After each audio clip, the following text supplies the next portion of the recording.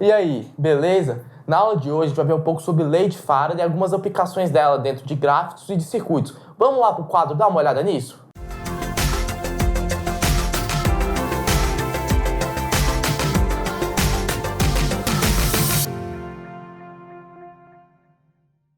Então, jovens, na aula de hoje, lei de Faraday.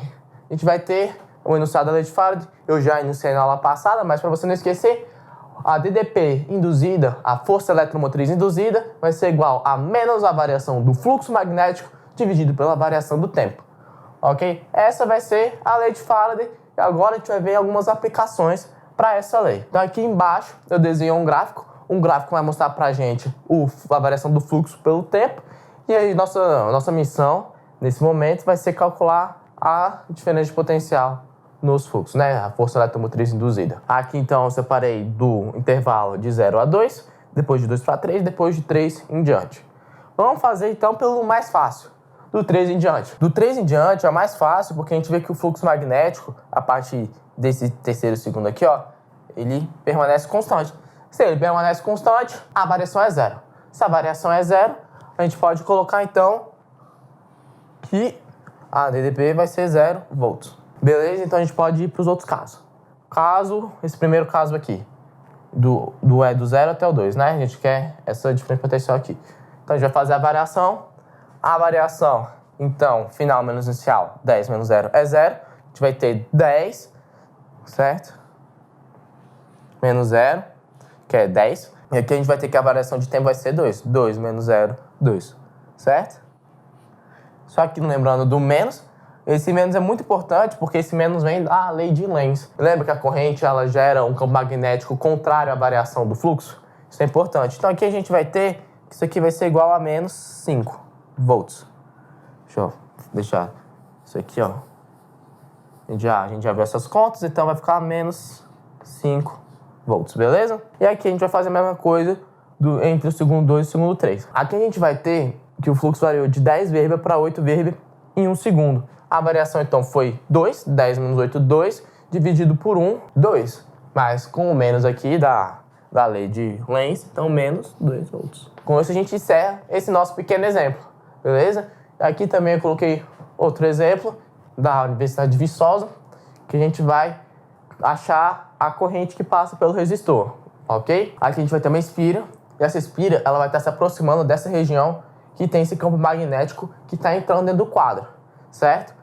Então, ela vai ter uma diferença de potencial induzida pela lei de Faraday e por causa disso vai gerar uma corrente. Lembrando que essa espira em si é um circuito elétrico, então vai ser muito importante a gente fazer uma análise antes de chegar no resultado final. O fluxo aqui vai ser dado por B vezes A, lembrando que o cosseno aqui de θ, o θ vai ser 0, então vai ser cosseno de 1 que vai ser o fluxo máximo.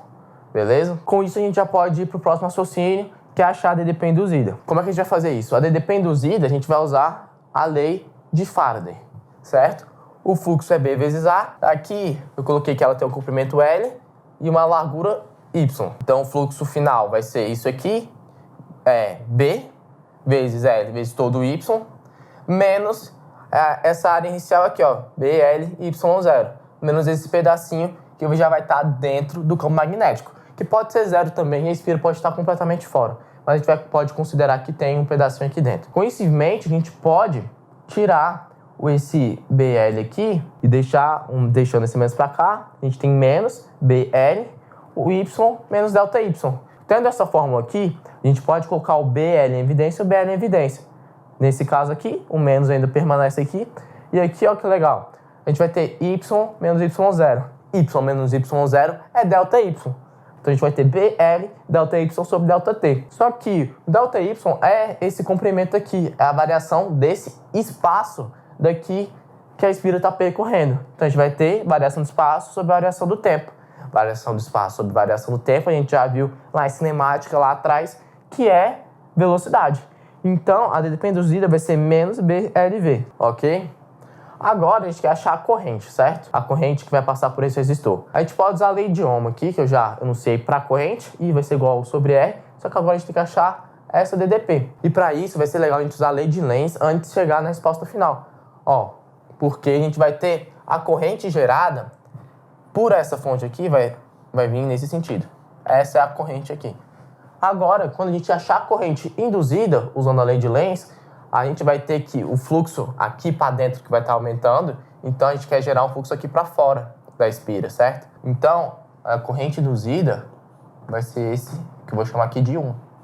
Deu para perceber? Porque quando você está mexendo a espira, vai ser como se tivesse mais fluxo entrando na espira. Então, a corrente vai fazer um fluxo de maneira que saia da espira. Usando a regra da mão direita, para o fluxo sair da espira, a gente vai ter o I1 nesse sentido. Então, a gente vai fazer I menos I1. E passando para o termo de DDP, então a gente vai ter que essa força eletromotriz aqui, a gente vai ter essa força eletromotriz aqui, menos essa força daqui, menos BLV, sobre E. A força eletromotriz desse negócio aqui gerou essa corrente para cá. Com isso, então, a gente encerra esse exemplo, encerra a aula de hoje de lei de Faraday. E na próxima aula, então, a gente vai fazer um exercício bacana também da lei de Faraday. Conto com a sua presença, hein?